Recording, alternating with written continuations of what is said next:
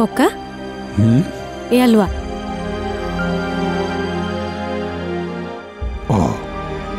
তই কেনেকে জানিলি ভাত খাই উঠি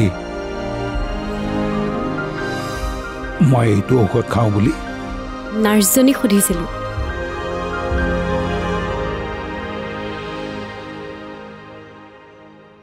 ককা এটা কথা সুধো সুধ মা কিয় ইমান খঙাল আমাক নহয় গালিয়ে পাৰি থাকে তহঁতৰ মাৰে আগতে এনেকুৱা নাছিল সকলো সময়তে হাঁহি থকা আৰু এই ঘৰখনকো হহুৱাই থকা এজনী ফূৰ্তিবাজ ছোৱালী আছিল এই গোটেই অঞ্চলটোৰে প্ৰিয় আছিল তোৰ মা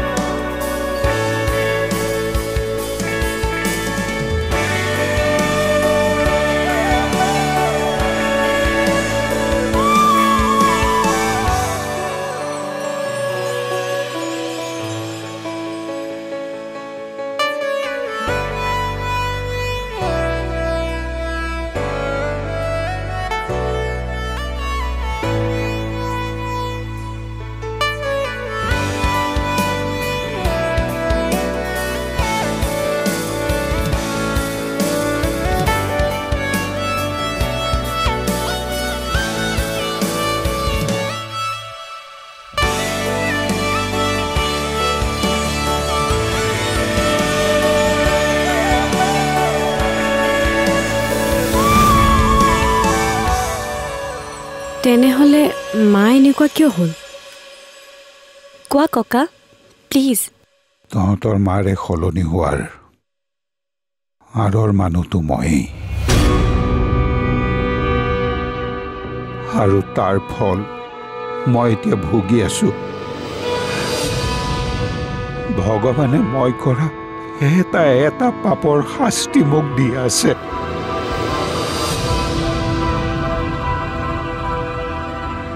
তহঁত এতিয়া ডাঙৰ হৈছ মই আৰু তহঁতৰ পৰা কোনো কথাই লুকুৱাই নাৰাখোঁ এনেও মোৰ হাতত আৰু বেছি দিন নাই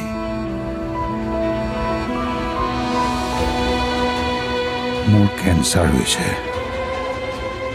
লাষ্ট ষ্টেজ গতিকে মই মৰাৰ আগে তহঁত দুজনীক তহঁতে নজনা কথাবোৰ মই কৈ যাব বিচাৰিছোঁ কি কথা ককা তেতিয়া তোৰ মাৰাই হায়াৰ ছেকেণ্ডেৰী পঢ়ি আছিল হে ভগৱান মোক ৰক্ষা কৰা তোমাৰ নামত 101 টকা আগবঢ়াইছোঁ কিবা কৰি মোক পৰীক্ষাত পাছ কৰাই দিয়া যিকেইটা প্ৰশ্ন উত্তৰ মই পঢ়িছোঁ সেইকেইটাই যাতে পৰীক্ষাত আহে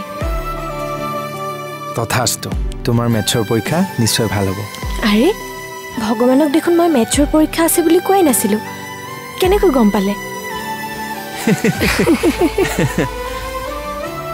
ভগৱানক ঘোষ দিছা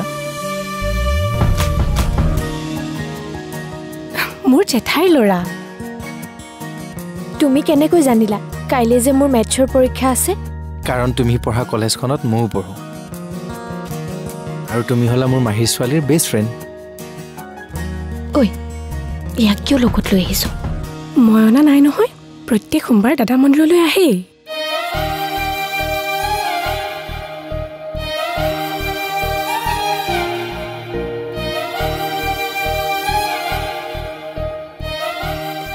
বল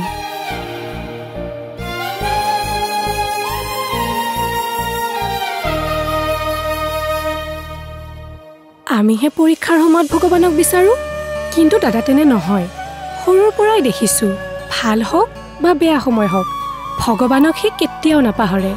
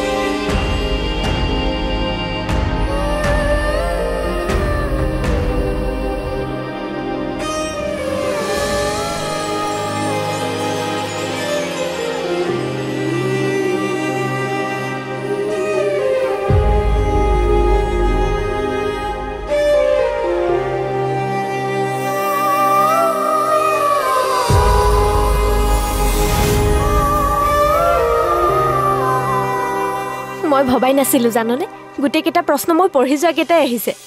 আজিৰ পৰা আৰু টেনচন নাই দে কি যে ভাল লাগিছে পৰীক্ষাও হে হয় দে পৰীক্ষা মানে টেনচন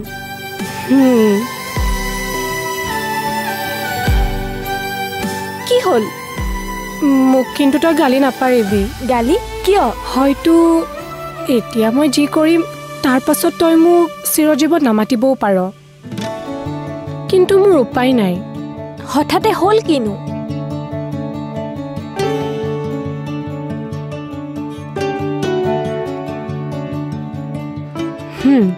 এইখন ল কি এইখন মানৱ দাই দিছে মোৰ জেঠাইৰ ল'ৰা মই আহিছো দে কাইলৈ লগ পাম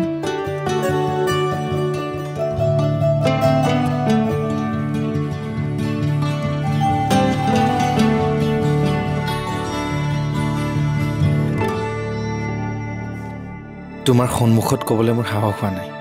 সেইবাবে লিখি দিলোঁ ভাল পাওঁ মই তোমাক যিদিনাখনে তুমি প্ৰথমবাৰৰ বাবে কলেজলৈ আহিছিলা সেইদিনাখনে মোৰ তোমাক বহুত বেছি ভাল লাগিছিলে আঁতৰৰ পৰা সদায় চাই থাকোঁ মই তোমাক সেইদিনাখন যে মন্দিৰত তোমাক ওচৰৰ পৰা পাইছিলোঁ মোৰ কেনেকুৱা লাগিছিল সেইটো মই ভাষাৰে বুজাব নোৱাৰোঁ মই নাজানো তোমাৰ উত্তৰটো কি হ'ব কিন্তু মোৰ মন কেতিয়াও সলনি নহয় মই সদায় তোমাৰ হৈ থাকিম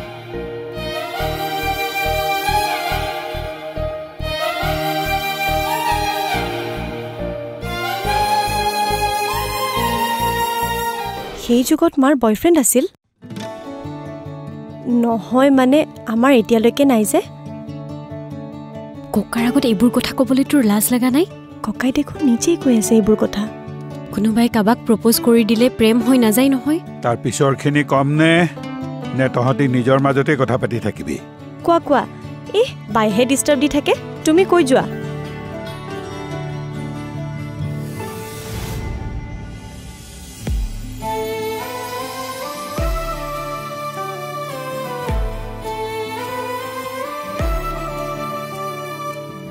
কি লিখিছিলা সাহস নাই মোৰ সন্মুখত ক'বলৈ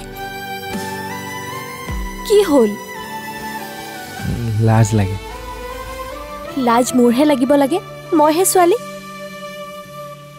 যদি মোৰ উত্তৰটো শুনিব বিচাৰা তেনেহ'লে সেই একেখিনি কথাকে মোৰ ফালে চাই কোৱা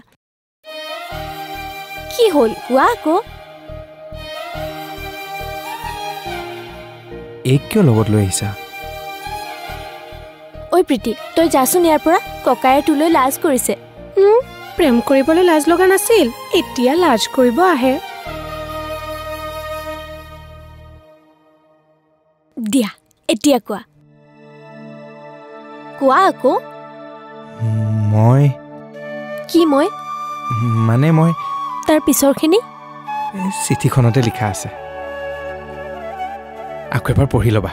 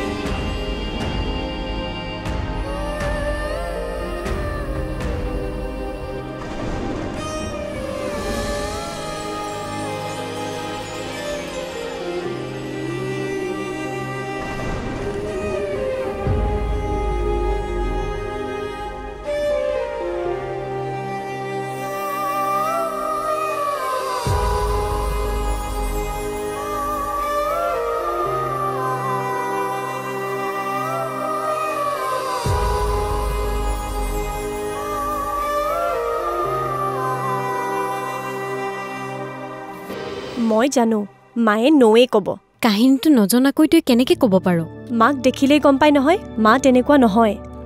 ৰ মই এতিয়াই তহঁতৰ ভুল ভাঙি দিম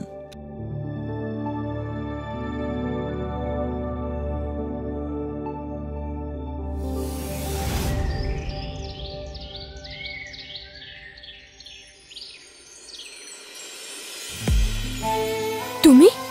সেইদিনাখন তুমি উত্তৰ নিদিলা তুমিওতো নকলা যে চিঠিখনত কি লিখিছিলা তুমি কিন্তু বেছি কৰি আছা চোৱা ভাল পোৱা যদি কৈ দিয়া আৰু নোপোৱা যদি কৈ দিয়া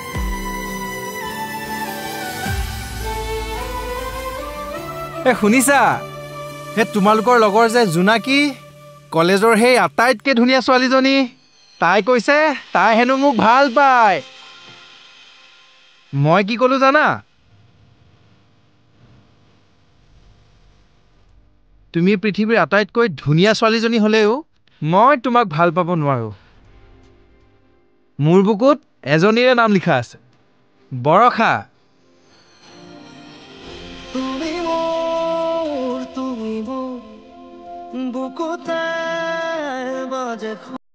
এতিয়া তোমাৰ যদি মোৰ প্ৰতি একো অনুভৱে নাই মই বেকাৰ তোমাৰ নামত কিয় বলিয়া হৈ আছো যিহেতু মোৰ নামত বলিয়া হ'বলৈ জোনাকী আছেই ধেমালি নকৰিবা মোৰ কিন্তু খং উঠি যাব তুমি মোৰে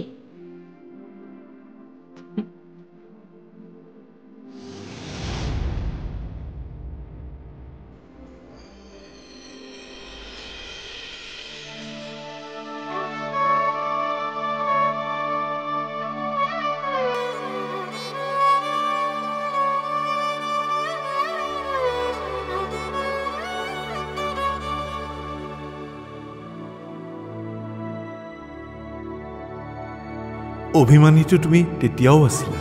এতিয়াও আছে সেই অভিমান মাথো সেই অভিমানে এতিয়া ৰূপ লৈছে জেদৰ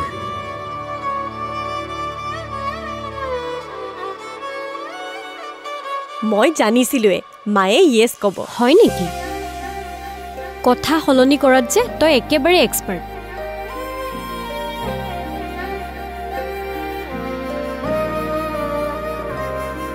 ককা তুমি এইবোৰ কথা আমাক কিয় কৈ আছা কাৰণ এই প্ৰেম কাহিনীৰ মূল ভিলেন আছিলো মই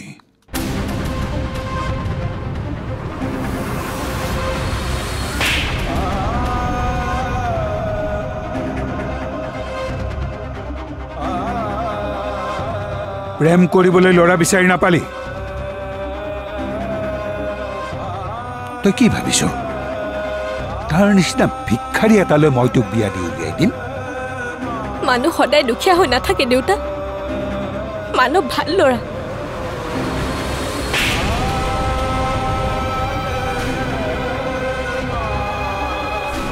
লীলা ছোৱালী মুখে মুখে তৰ্ক কৰিবলৈ আহ হ'ব দিয়কচোন তাইকতো মৰমেৰেও বুজাব পাৰি তুমি যিমানেই যি নোকোৱা কিয় মোক যেনেকুৱা ব্যৱহাৰেই নকৰা কিয় মই মানৱক পাহৰিব নোৱাৰো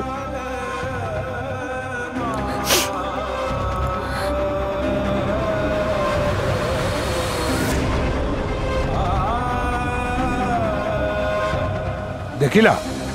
কি ক'লে তোমাৰ ছোৱালীয়ে নালাগে আৰু তাই পঢ়িব মান সন্মান সকলো শেষ কৰাৰ আগে মই তাইক বিয়া দি উলিয়াই দিম